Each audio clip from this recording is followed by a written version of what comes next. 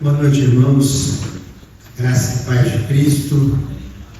Muito bom poder estar aqui novamente esta noite com os irmãos para compartilhar um pouco daquilo que Deus já tem falado, não só através da minha vida, como a vida dos demais pastores que têm ministrado aqui, irmãos. Tenho certeza que na peculiaridade, na intimidade de cada um, na forma de cada um, Deus fala da forma mais variada, em que nós não podemos negar que Deus fala com a gente. E às vezes a gente espera, só a voz de trovão, relâmpagos, e às vezes Deus fala no canto do pássaro também, pela manhã, com a gente, e nós às vezes não paramos para ouvi-lo, mas Deus está falando, e Ele sempre fala. Minha Deus diz, Deus ainda fala na terra. Então, nós temos que crer e buscar essa vontade de Deus através da fala dele com a gente. E essa semana, no decorrer desse mês, o pastor Isaías ministrou aqui várias vezes também, sobre a cura da alma, cura interior. E hoje eu quero falar com vocês um pouco sobre essa cura, porque a gente falou que nos fere, que nos maltrata, que faz com que a gente fique para baixo, que a gente perca energia, que a gente perca a vontade, para que a gente às vezes pense em desistir, pessimismo, tudo conta, e tudo que a gente precisa saber, conhecer e vivenciar na nossa vida diária, porque é para isso que nós fomos chamados. Tem pessoas que querem viver décadas, aquilo que é para viver no hoje, viver o agora. Jesus, ele se preocupou, a palavra aí na sua redundância, mas no seu significado pleno, se preocupar. Ele se preocupou em nos ensinar a como a gente viver o hoje, como a gente viveu agora, porque muitos querem viver do passado, outros querem viver do futuro, esquecem de viver o presente, viver o agora. E se eu fizesse uma pergunta para você hoje, seria no presente: qual a cura de Deus para a sua vida agora? Qual é o presente momento que Deus está te curando, ou áreas que Ele está te curando hoje? Porque são muitas áreas das nossas vidas que precisam ser curadas, precisam ser tratadas. E eu quero falar um pouco com vocês em Mateus 9,17. É um texto conhecido da igreja, porque é uma palavra de Jesus acerca dos seus discípulos e para os seus discípulos, e o que eles estavam vivendo naquele presente momento, e o que eles acreditavam, o que eles traziam como cultura, como história, como tradição e como credo, como a sua crença central daquilo que eles vivenciavam. E aí Jesus chama a atenção nesse texto aqui, de vários ensinamentos, ele traz para o singular. Assim, a maioria dos ensinamentos aqui, parábolas, fala na forma genérica, na forma do todo, da pluralidade. Mas esse texto em específico, Jesus traz para o singular, Jesus traz para o sujeito, Jesus traz para a subjetividade, aquilo que é seu. E ele fala aqui algo bem interessante, eu vou ler com vocês, porque a hermenêutica ainda é respeitada. A primeira lei da hermenêutica é o texto pelo texto. Então vamos aqui ler um pouco sobre isso. E ninguém colocaria vinho novo em velhos recipientes, ou odres, em algumas traduções, recipientes de couro. O couro se arrebentaria, deixando vazar o vinho, e os recipientes velhos se estragariam. Aí vem a singularidade: vinho novo é guardado em recipientes novos, para que ambos se conservem. Vinho novo só se mantém em odres novos.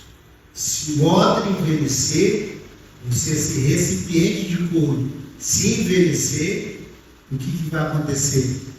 O vinho melhor vai se esvair, vai embora, não vai permanecer. E hoje eu quero falar um pouquinho sobre isso, o novo e o velho. Mas antes de falar sobre o novo e o velho, uma perguntinha básica: quantos velhos você está tirando da sua casa para que o novo entre?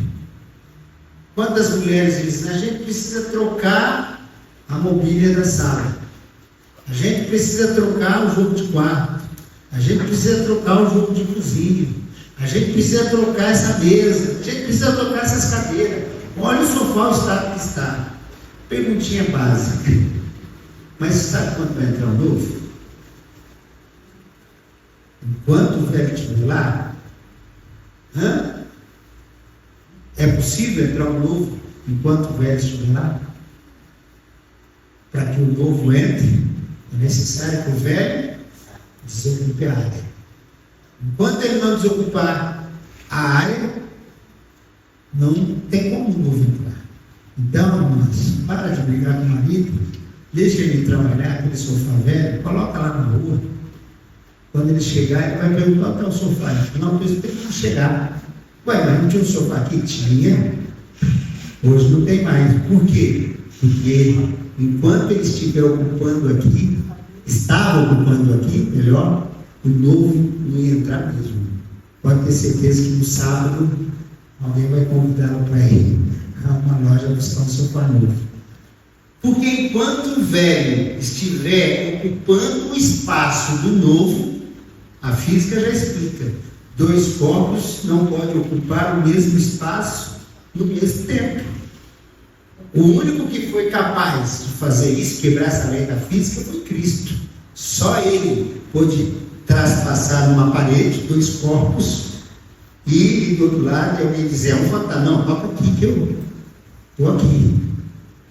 Do mais, essa física funciona, irmãos. Enquanto o corpo velho não sair, um corpo novo não pode ocupar o espaço que está ali. E na nossa vida, agora trazendo para nós, não é diferente. E o que Jesus quis mostrar para nós, falar com a gente sobre isso, é a importância das mudanças que precisam ocorrer na nossa vida. Porque o vinho, ele precisa de espaço para ser processado, para que ele fermente, para que ele trabalhe no odre. E se não houver espaço suficiente para essa fermentação, o que vai acontecer? O odre, o recipiente, vai explodir, vai estourar e vai perder toda a qualidade daquele vinho. Aquilo vai tudo embora. E Jesus, ele traz isso para nós de uma forma muito simples. Ele diz: enquanto vocês não desocupar essa dispensa chamada alma de todas essas entulharias que está dentro dela, nunca vai poder chegar alimento novo aí, nunca vai poder chegar coisa nova aí. E nós somos peritos, nós agora concluindo o ser como na sua totalidade, somos peritos em guardar entulharias. E a gente só percebe isso, não é quando a gente vai para o outro ambiente, é quando a gente sai do antigo. Quando você vai sair de uma casa e vai mudar para outra, aí você fala: para que tudo isso? Onde eu guardei tanta coisa? E aí você tenta desfazer, você desfaz uma porção de coisa, vai para outro ambiente, leva uma coisa boa, passa um tempo, olha lá tudo de novo, cheio de tranqueira, cheio de entulharia, cheio de coisas que nem vai usar. Tem pessoas, irmãos, que guardam ventilador sem hélice. Qual o sentido de guardar um motor de um ventilador se não tem hélice? Fala para mim, irmãos. Não, mas guarda de uma hora vai servir para alguma coisa. Vai servir para ter um ventilador sem elas. Tem gente que desmonta o guarda-roupa, que não tem mais o fundo, e guarda aquelas peças. Não, um dia vai servir para quem quiser um guarda-roupa sem fundo. Mas guarda, porque as portas estão novas, mas não tem mais fundo, já apodreceu, traça já corroeu, já acabou o fundo do guarda-roupa. Mas tem que guardar, porque se não guardar, parece que vai faltar alguma coisa. Parece que algo precisa ser preenchido naquele espaço que não tinha nada. E é interessante, eu faço essa prova dos 9 comigo mesmo, que a gente, quando vai tirando as coisas, fala assim: por que isso aqui está aqui?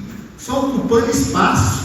E tem gente que é capaz, da hora da faxina, tira aquele móvel que não usa mais, aí limpa, olha o trabalho, limpa, pega e coloca lá no mesmo lugar. Qual que é o sentido daquilo lá? Só para fazer academia doméstica, te tira e põe. Tira e põe. Aí a limpeza que deveria ser semanal passa a ser quinzenal. Aí aumenta a encolheria, que era quinzenal, passa a ser mensal. Daqui a pouco é uma vez por ano. Daqui a pouco nem mais uma vez por ano, porque tem tanta coisa em cima daquele móvel antigo, que você nem sabe que móvel está debaixo. Nós somos assim na vida. A gente vai guardando ressentimento, a gente vai guardando mágoas, a gente vai guardando decepções, a gente vai guardando medo, a gente vai guardando traumas, a gente vai guardando incertezas, insegurança, desesperança. E quando a gente percebe, a gente já nem sabe mais que tipo de pessoa somos nós. Aquela pessoa que outrora era extravagante, aquela pessoa que era extrovertida, aquela pessoa que era espontânea, está tanto com muitas ou tantas coisas guardadas, que ela já não sabe mais nem quem ela é. Ela não consegue mais se identificar com aquela pessoa que inicialmente tinha sonhos, projetos e vontades. Mas Jesus disse: se não houver uma renovação, primeiro, se não houver uma cura, segundo, não houver uma renovação, não haverá disposição. Que é o que eu quero falar aqui hoje. É esse tripé que nos sustenta curados. Se eu não for curado, o divino não poderá habitar no humano. A cura, para nós, ela tem um fundamento essencial de vida, irmãos. E uma vez que eu não sou curado, é porque eu não me dou o direito de ser tratado, de ser trabalhado. E a resistência muitas vezes é tão grande que eu não enxergo nem a mim mesmo dentro desse cenário de doenças e enfermidades, de dores e ressentimentos, de apatias e perdas. E aquele que era ativo passa a ser passivo. Tá bom, sim, tá tudo certo, não tem problema, não tem dificuldades. Por que não tem? Porque está doente, porque está enfermo. E enfermo não pode sair para trabalhar, enfermo não pode sair para tomar decisões, enfermo não tem qualidade de vida, ele precisa ser curado. E qual é o propósito pelo qual nós estamos na igreja e somos igreja? Para sermos curados, para que o novo do divino habite no presente do humano.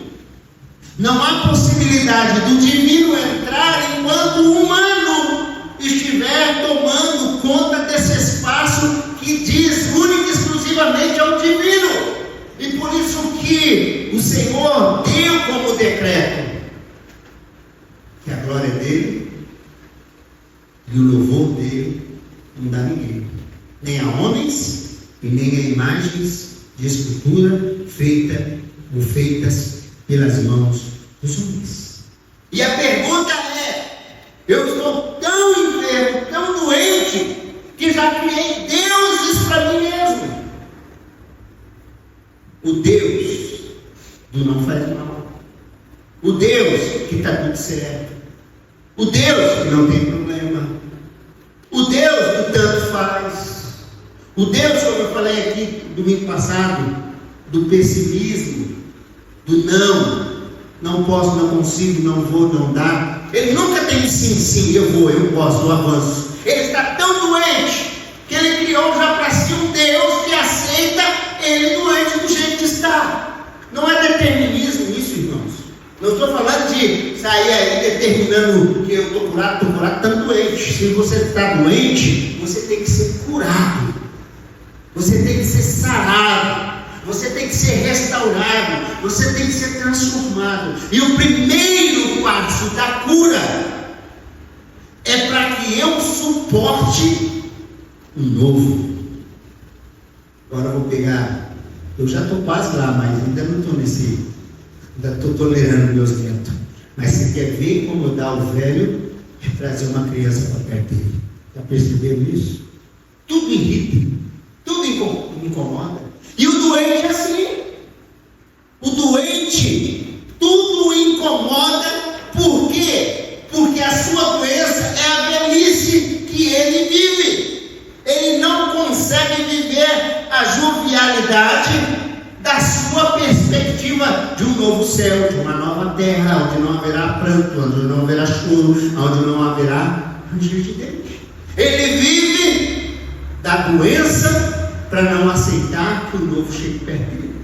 Isso eu estou falando figuradamente de pessoas, mas isso serve para a nossa vida, tanto física, biológica, como espiritual. Por quê? Porque se algo novo está incomodando a sua vida, é porque você não é curado.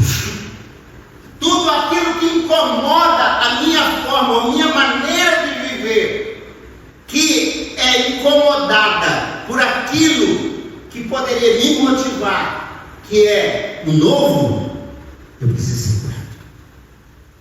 E uma igreja doente, pode perceber, ela não aceita nada que é novo. Chegou o novo, para que isso? Nós vivemos tanto tempo sem isso, agora vem trazendo essas inovações para a igreja. É uma igreja doente. É uma igreja doente. Porque tudo que é novo o incomoda.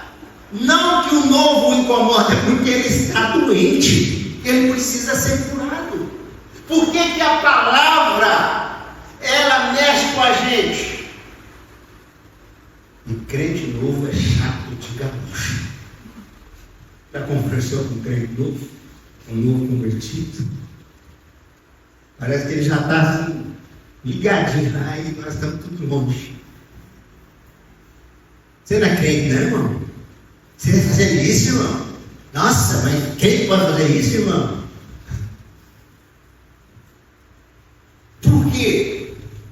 Porque o novo, ele tem tanto vigor, tanta motivação, ele tem tanto desejo de crescer, que ele quer tirar tudo que é difícil e dificultoso do caminho dele. Nem que ele saia metendo o pé, mas que ele tira do caminho, vai. Nem que ele quebra o nariz, mas que ele vai. Aí chega aquele crente. Um dia eu fui assim. Isso passa. Um dia eu também era assim. Um dia passa. Em vez de botar lenha no fogo. E o contrário, como que é? Chega uns 50 na balada, porque ele é recebido. Ô tiozão, chega aqui da hora, tio! Puxa, que legal, vamos bom pra gente! É assim ou não? E na igreja, mais um, logo passa. Não tem uma viva alma para botar fogo no cara. Não tem uma viva alma para botar fogo na irmã que chegou, no irmão que chegou, no novo, no recém-chegado. A primeira coisa, mais um. Logo passa. E eu era assim também na sua idade. Eu era assim também quando me converti. E isso aí, logo. Fazemos o contrário do que Cristo ensinou, irmãos. Vinho novo tem que ser colocado em recipiente novo. Se o recipiente está ultrapassado, está vencido, já está deteriorando, precisa mudar. Isso serve em todos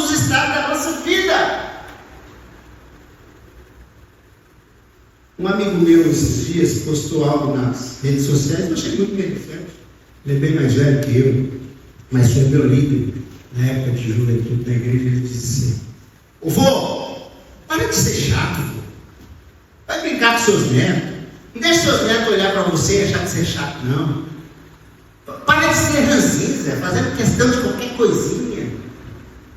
Usa o tempo que te resta da melhor forma com os seus netos. Gente, vamos parar com essa geração de mimimi, de choradeira, de ranzinzeira. Vamos viver aquilo que nos traz esperança. O que é mais esperançoso para um idoso do que olhar para a geração dele e saber que ela não vai acabar?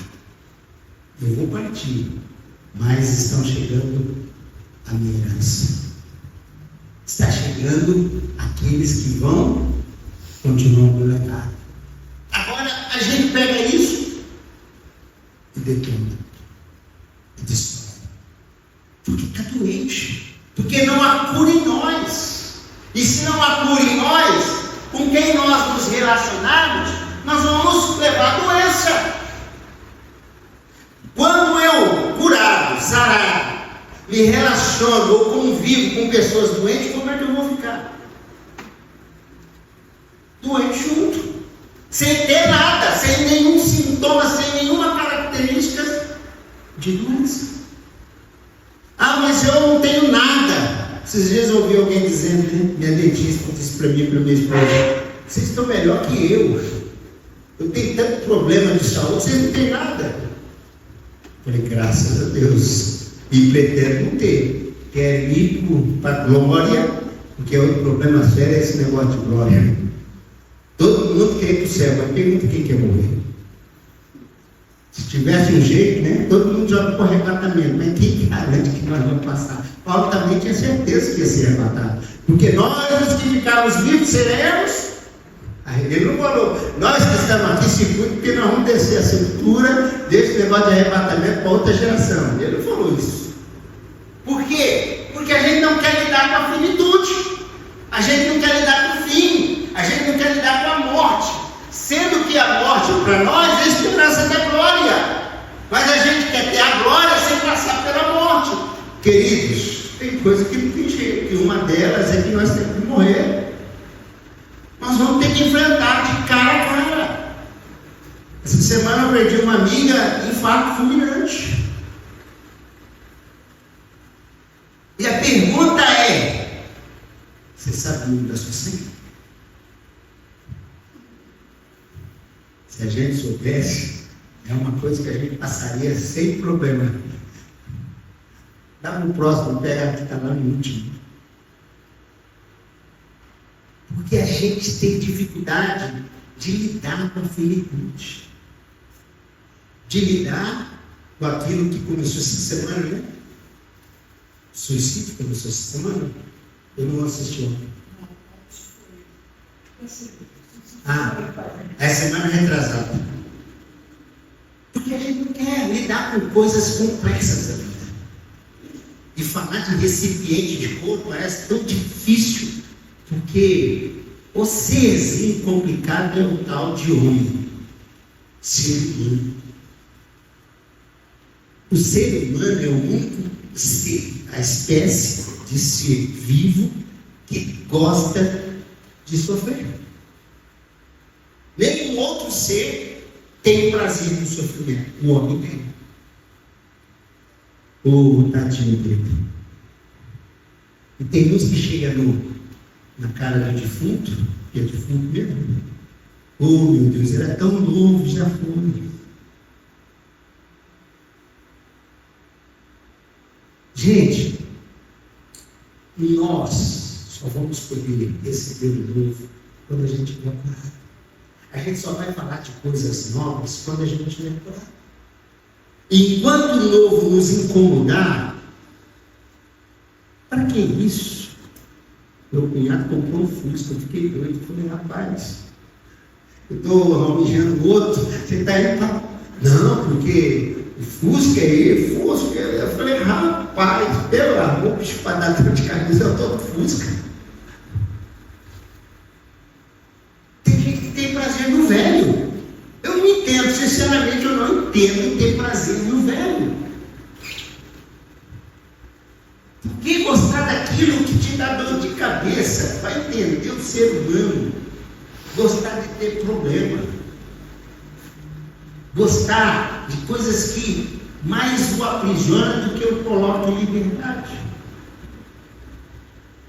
Lembra da mulher do fluxo de sangue?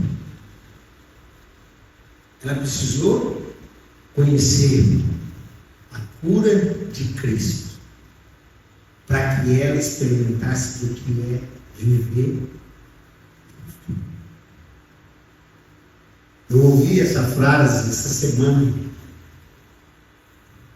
Eu saí uma pessoa, me deram uma pessoa e ele diz assim: mulher é difícil. Não é fácil lidar com mulher, não. Eu falei, é mesmo? Mas o homem não é difícil? O rapaz, mulher sangra todo mês e não morre. A gente, se sangrar um pouquinho, já está morrendo. Vai entender a natureza. Eu falei, mas isso é para quem pode, não é para quem quer. É para quem é capaz de suportar sem colocar no holofote. A gente precisa aprender a ligar os fatos ao nosso contexto, a nossa vida pessoal. Para de transferência no sentido de passar para o outro aquilo que é teu. Jesus disse, o vinho, ele não disse os vinhos, ele disse, o vinho só pode estar em um recipiente que o suporte. E o que representa o vinho? O vinho nada mais é do que a renovação. É a mudança de mentalidade. Não importa a sua idade cronológica, o que importa é aqui, ó. Romanos 12, 2. Não se conforme. A gente pensa no mundo cósmico. Não, no mundo seu. Mas renove-se. Renova. Muda essa maneira de viver. Muda essa maneira de ver as coisas. Muda essa maneira de pensar. Antes eu pensava como menino, mas agora que eu cresci, eu parei com aquelas besteiras de menino. Eu amadureci. E a resposta da cura para minha alma é a certeza que eu mudei de comportamento. E essa mudança de comportamento prova que eu adquiri conhecimento, sabedoria. Qual é a prova? Não daquela louvor, né? A prova que eu te dou que mudou o meu. Mas a prova que você precisa ter, que você aprendeu a lição, que você não vai ter que voltar para a lição 1, que você já pode ir para a lição 2, é as mudanças que ocorreram na sua vida, ou que estão ocorrendo na minha vida.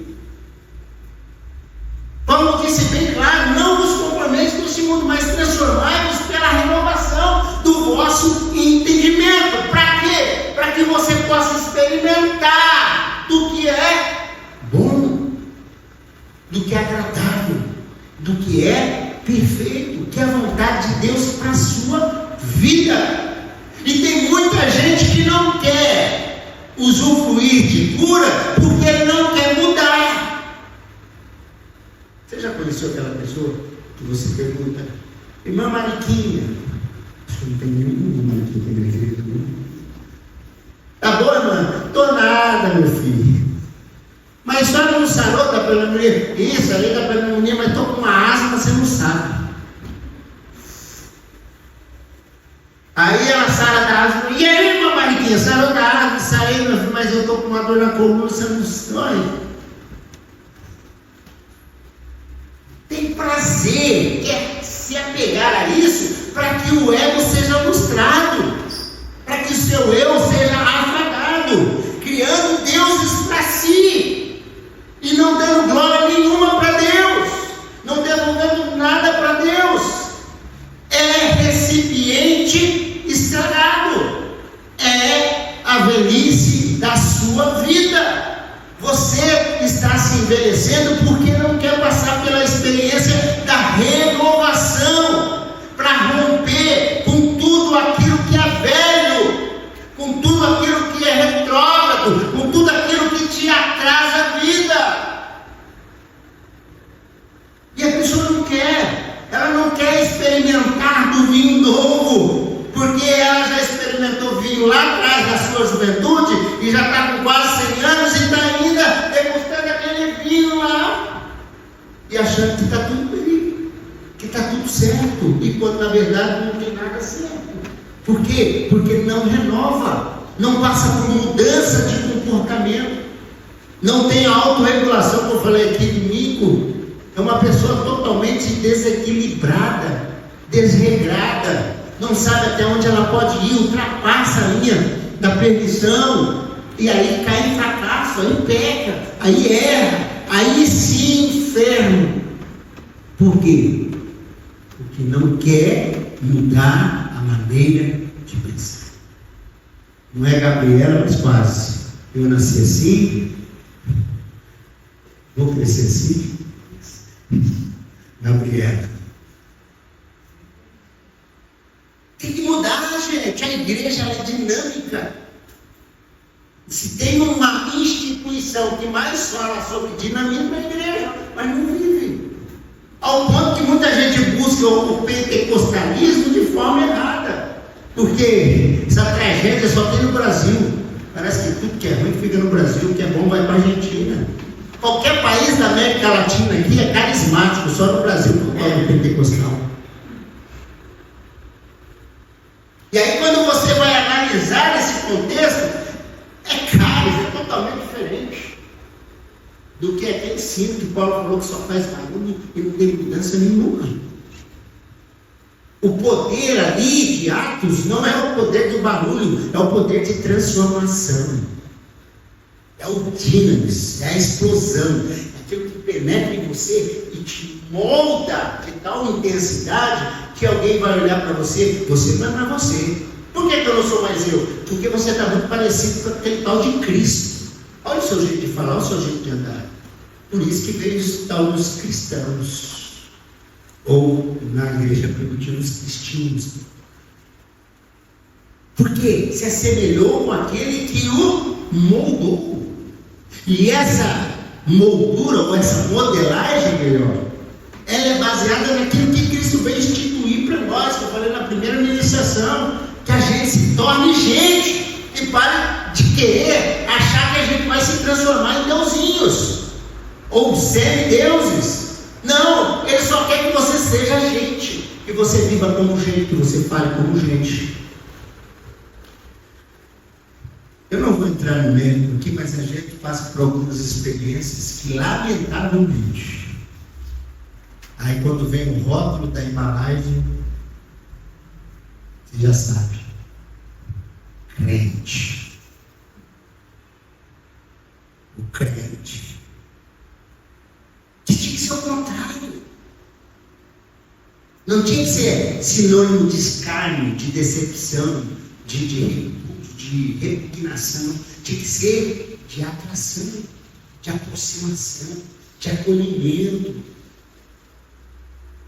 Mas isso só acontece para quem passa pelo processo de renovação, de deixar o velho para habitar no novo, para ter o prazer naquilo que é novo e desprezar aquelas coisas que já ficaram no passado. Por isso que a gente muitas vezes vem para a igreja, no sentido genérico de termos, e vê muita gente aí, velhinho, de fraldão. Não é que é fralda geriátrica, não, é que ele não cresceu mesmo. Vem para a igreja, tem um monte de gente aí tomando uma madeira, não aprendeu a tomar nem leite no copo ainda. E aí Paulo diz: eu não pude falar como a espirituais, senão como a carnais. Porque vocês não aprenderam nada. Vocês não passaram pelo processo de mudança na vida de vocês. E como é que isso ocorre? Ou quando é que isso ocorre? Já tem a parábola de Nicodemos. Quem era Nicodemos? Era um crente perfeito. Mas que Jesus disse para ele o quê? Se você não passar pelo processo de mudança, você não vai poder conhecer o que é o reino de Deus. Mas o que é o reino de Deus? É essa nova maneira de viver. Tem até um livro do cantor cristão, né? Fala isso, o rico de noite chegou a Jesus a fim de saber o caminho da luz. O mestre bem claro lhe fez entender. O que importa é renascer. Se eu não renascer, eu não passei pelo processo. Eu não passei por essa transformação do velho para o novo. E eu não passando por esse processo de renovação, é só um que vai ser prejudicado? Ele diz que ambos. Vinho que vai se esvair e o odre que vai se arrebentar. E uma porção de gente vai dizer: eu te avisei. Eu disse que ia acontecer. Não falei? Eu não falei? Por quê? Porque às vezes nós não queremos passar por esse processo de João 3. O que é nascer da carne é carne, mas o que é nascer do Espírito é Espírito e vida. Mas você tem que passar pelo processo de mudança, irmão. Eu preciso passar pelo processo de mudança. Eu preciso adquirir conhecimento. Para quê? Para que eu mude a minha maneira de viver. Que a vida que agora eu vivo, não a vivo mais por mim mesmo, mas por aquele que fez com que eu compreendesse que o novo não me incomoda. Pelo contrário, o novo me atrai e me motiva a sair do estado de comodidade ou passividade que eu vivo. E a única forma de acontecer isso é pela renovação. É o processo do vinho novo no odre novo, é a fermentação. Para que quanto mais tempo passar aquele vinho no odre, mais saboroso ele ficará e mais valioso. É necessário que você passe por essa experiência. É necessário que nós passemos por essa renovação. Rompa! Quebre esse vínculo com o que é velho, com o que é antigo. Aquelas coisas que meu pai, meu avô, meu bisavô, tataravô viveram, eu vou viver igual o catolicismo. E tem crente vivendo meu avô. Não, eu sou crente porque meu avô era crente, meu pai era crente, minha mãe era crente, agora eu sou crente. Mas quem é Jesus? Ah, Jesus não importa mais que eu sou crente, eu sou. Como que vai ter mudanças? Como que a palavra vai gerar vida em mim? A partir do momento em que eu aceito o novo, aquilo que era desconhecido. E nós, seres humanos, temos dificuldade em lidar com aquilo que nós desconhecemos. A morte, por exemplo. Porque ninguém volta aqui para dizer que te quer, né? Se dói, se é branda, se não é branda, se é suave, se é aguda. Ninguém volta aqui e diz como que é. Então, tudo que é desconhecido, para nós, o que a gente faz? Por quê? Eu não quero conhecer, eu não quero saber, não me importa. Mas para aí, esse tipo, e se for ali? E se estiver ali a mudança? Então eu vou procurar me deixar envolver por essa experiência, por mais nova que ela seja, melhor que seja nova do que eu manter as antigas tradições e dogmas que a mim me eram impostos. E a cura, ela está interligada e entrelaçada com esse processo de renovação. E que Porque Jesus trouxe esse contexto para nós através da vida de Nicodemos. E a gente fica questionando, mas como que é? De que forma? Vai mexer com todas as estruturas da sua religiosidade. Outro negócio difícil de lidar com esse povo é a tal da religiosidade. Se apega. Eu nem vou falar de Nicodemos, só pegar um cara religioso, bem religioso, que ele não quis nem saber, meteu a mão na espada e decepou ele. Centurião. Jesus vai lá, não precisa entender nada, cara. Coloca a orelha de volta, coloca essa espada na barriga. Você precisa entender o significado que é viver a nova vida sem as estruturas da religião. E nós nos tornamos religiosos. Estamos naquela situação do jovem rico. Desde a minha meninice eu tenho guardado, eu tenho feito, mato no domingo, e faz aquela listagem. Aí Jesus olha para o seu coração e diz assim: cara, você tem problema com o novo. Você pode conhecer todos os mandamentos, mas enquanto você não conhecer aquilo que produz mudança, mas que tipo de mudança? Aquela que você vai errar menos. Não que você não vai errar, mas quando errar, saber que é errado. Mateus 29. Errais por dois fatos. Primeiro, Escritura. E segundo, poder de Deus.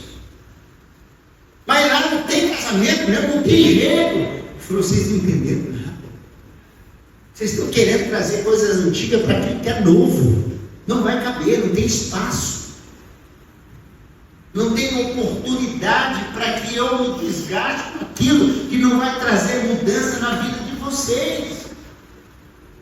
Busque conhecer, busque aprender acerca das Escrituras, porque ela fala de mim e do poder que gera em você toda a transformação necessária para que você suporte os dias maus. Porque você vai ter dia mau, irmão. Eu tenho dia mau. E Paulo disse isso, não disse em Efésios 6?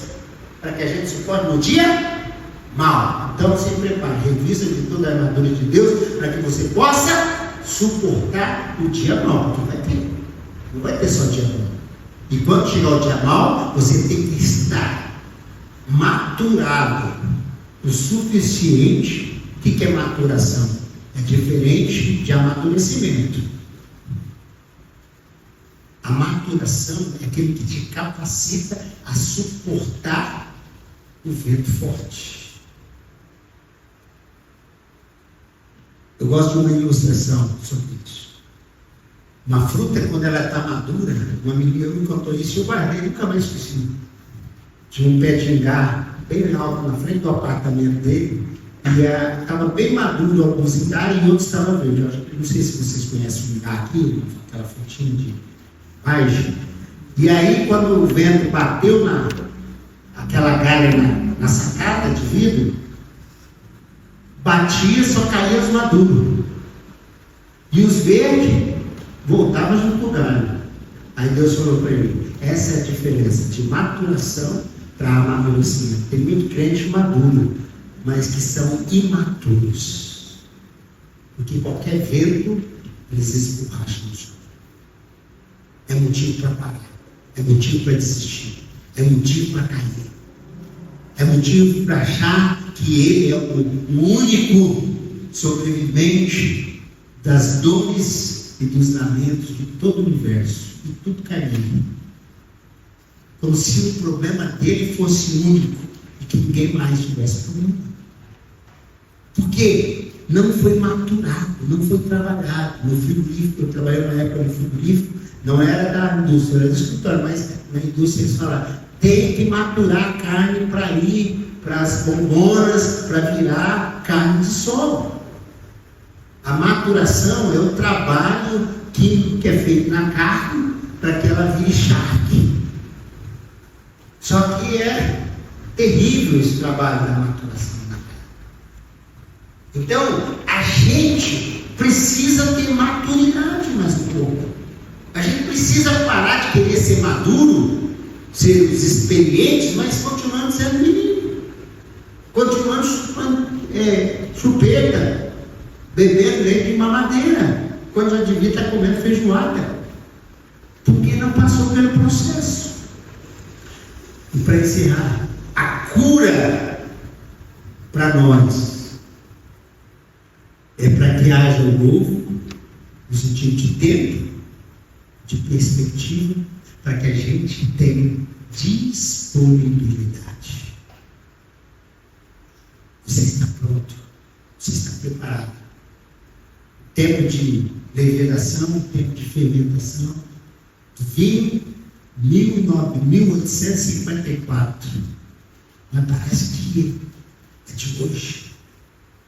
Olha o sabor, olha a textura.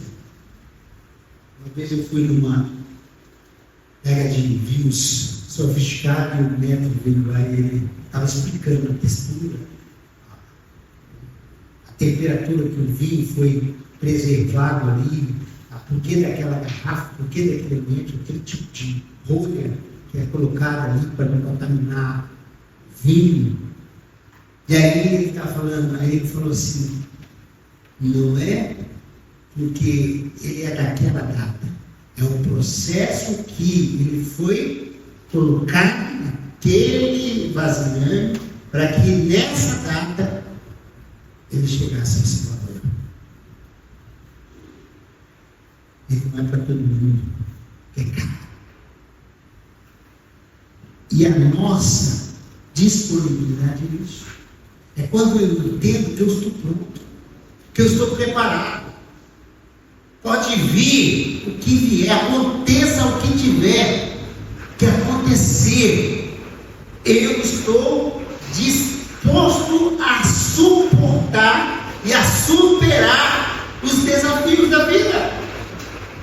Eu estou pronto, eu estou preparado para ser usado por Deus. Nós cantamos aqui duas canções que são fantásticas para a nossa realidade de vida. Agora, o que nós precisamos é ter coração ensinável, coração aberto, disponível para aprender. Porque se não tivermos coração disponível para aprender, nós não vamos guardar nada. Vai ser como um vaso ou como um saco coloca por cima e você vai pegar. Coloca por cima e você vai. No domingo, a Pentecoste, a maneira, a labareda, muitas estranhas, é tanta coisa protegida. Eu moro na frente de uma igreja pentecostal.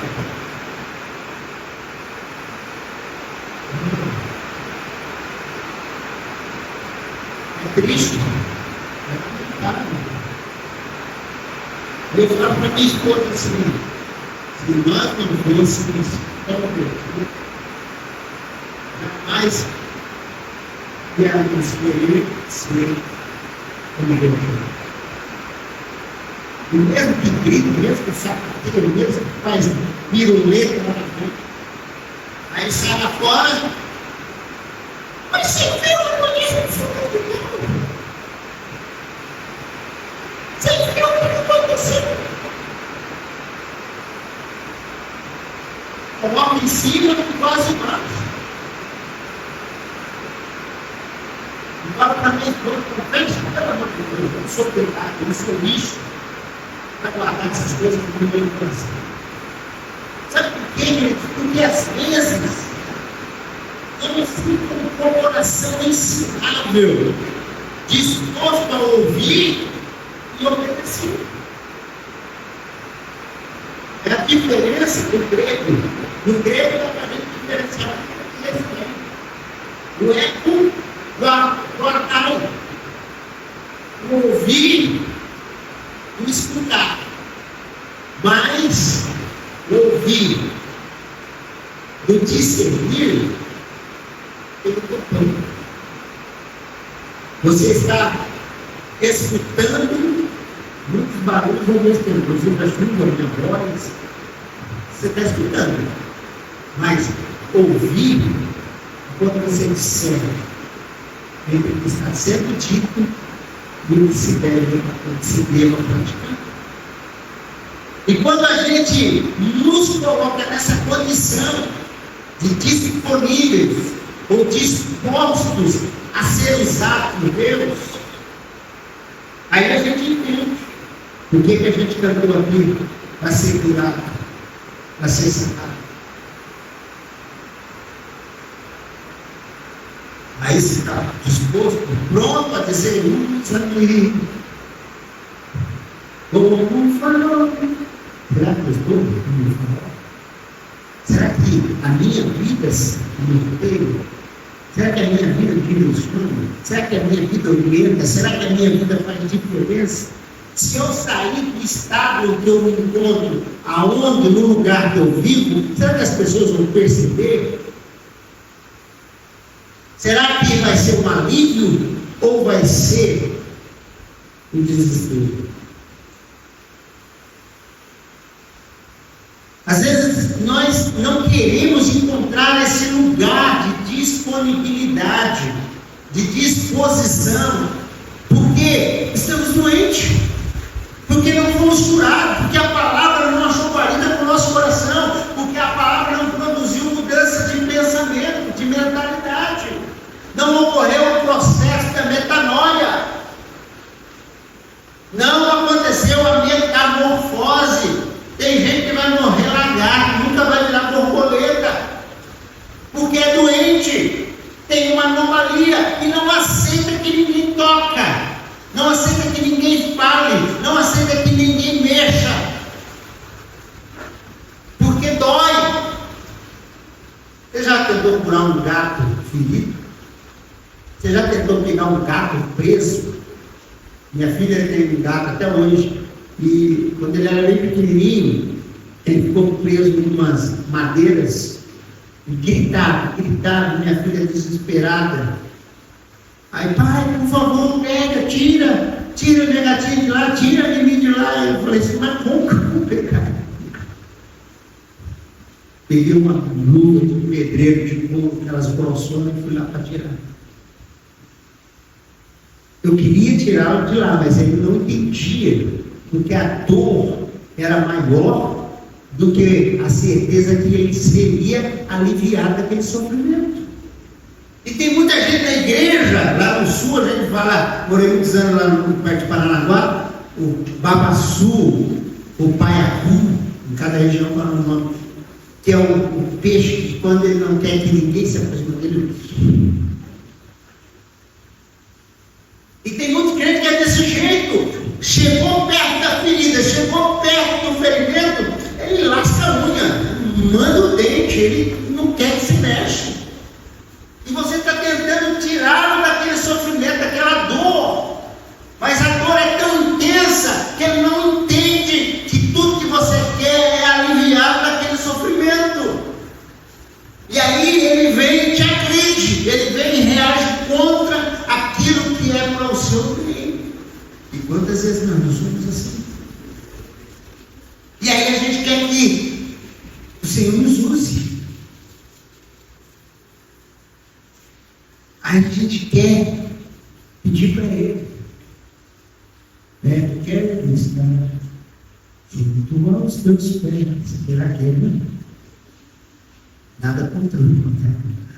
É a música. A gente canta e nem entende o que a gente está cantando. A gente lê, mas nem compreende o que está escrito. Como eu posso entender se não há quem explique? E como eu vou explicar se não querem aprender? Tem que haver ambos, a cumplicidade e a disposição de um ensinar e o outro aprender, e vice-versa. Alguém tem que estar no lugar de ensinar e alguém tem que estar no lugar de aprender. Senão não vai fluir, não vai acontecer. O óleo novo, ele é diferente do óleo velho, em uma característica principal. Você sabe qual é? Vai ser ou não? Vai. Flexibilidade.